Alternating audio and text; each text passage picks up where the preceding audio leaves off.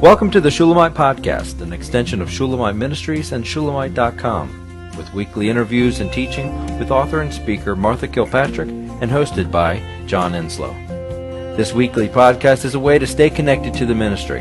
So come experience anointed messages, not giving just another method, but a living impartation. When you were telling me this, what popped in my head was the verse in Revelation about how they overcame, and they overcame by the blood and the word of their testimony, and that they loved not their life unto death. And that's when I made the connection, because of what I'm in right now, what a death waiting is, and how that lined up so perfectly with the three requirements for overcoming that is listed in Revelation. And this is just kind of an explosion out from that. We think we know what that means, to love not your life unto death. I've always thought of that in terms of martyrdom. I've always thought of that maybe in death to self, but this is a very practical picture of what that is. And waiting on God every day for Him to move. That is, take up your cross daily. That is, when you said that, it just kind of exploded as a picture for me of what it is to be an overcomer. And as you said, He did it, but you were willing to die in the waiting. That was the obedience. The waiting was the death to you, a death to answers, a death to healing when you wanted to be healed, a death to answered prayer on your timetable. Waiting on God is a death to me and what I want, and how I want it, and when I want it, and why I want it. Oh, absolutely, Jennifer. That's wonderful. But it's to wait is to surrender on a level that's almost no other level. It's one thing to surrender to His instructions, but it's one other thing to wait for nothing. And nothing comes. And it goes on and on and on. Here's my side of the waiting. So I had to wait, invest, serve with no power at all. I had no power. I had no power to make you want to live. I had no power to do anything. All I had the power to do is to serve. And I gave. It was a death. I just gave. I just said, I'm investing in this. I believe in this. I did have the faith. But there was moments in this whole situation, I would look at their face and I'd say, well, this is really bad. This is really bad. So I would know without anything being stated how bad it was. And I just continued to invest and continue to serve. But that service was a death. I was dying in that service, because I had no power. And it had no fruit. It didn't appear to have any. Is that right? It has had fruit. It's had major fruit. God did, but at the time, I couldn't focus on fruit. I couldn't focus on the harvest. I was literally just sowing and sowing and just sowing, and it didn't matter. And so, it's not any grand nobility. I just died to it. Well, you had to die to your whole life, John. It was an interruption. It was totally, yeah. Of your life, a complete interruption. Your day began with my food and supplements. And your counter was full of some 30 bottles. Yep, it was 3 times a day. It was ridiculous. Yep.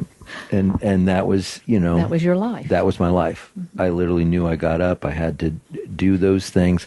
I had a schedule. I put myself on a routine to serve you. and I literally, that's just my personality. If something gets put in there, it's going to happen, and but there was no effort. It was just, I wasn't striving. I was just dying. I just died. I just daily died with it. And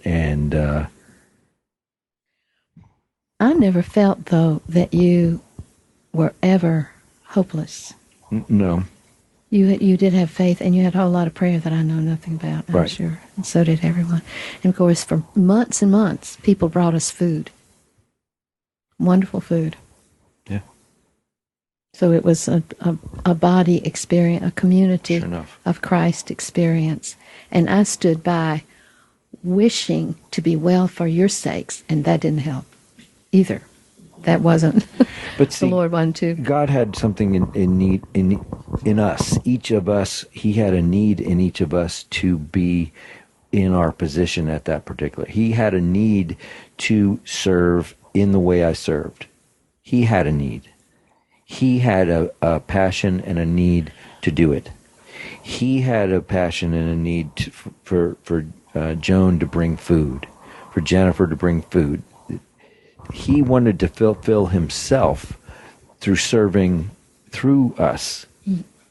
And yes, it was focused on you. You are telling me that Jesus did it. But there's no you. question. I'm telling you, I didn't have the energy for that. Mm-hmm. That's what you're telling me. It was endless. It was all Jesus. It was. Because, in everybody. Yeah, absolutely. Oh, what fun. But he wanted to fulfill something. I thought about this today. You thought when you did I spilt last night. I spilt some turmeric tea, and I thought about the turmeric mayonnaise and how he joyed in cleaning it up. It was the joy of his heart to do that for the Father. He wanted to clean it up. Okay, so I realized that yes, this too. It was his joy to do that through me, in me, to be the energy and the life force. And that freed me from guilt for being where I was. And there was no obligation. You never conveyed. None of you ever conveyed, can she please get up and do something? No, I was free to be where I was because of y'all. Wow. And that was the death of the whole body, I think. Because we couldn't say one way or another what was happening. We couldn't say one way or another why it was happening. We had to die to knowing anything too,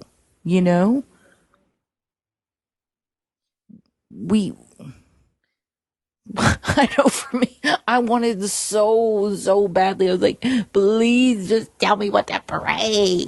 That will get results. Yeah. Yeah. It was a desperation.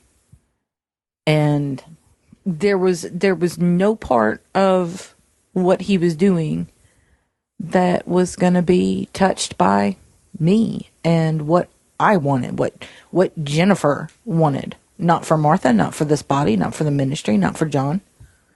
That was not going to happen. So in that sense, the body, we had to wait for you to wait for him to move. And I feel like for all of us, it was a death, and it was also living a message that Martha actually wrote during this time, and it was on being nothing.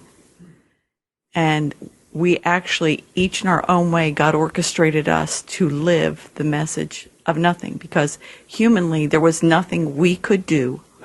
Nothing. It didn't matter what we did.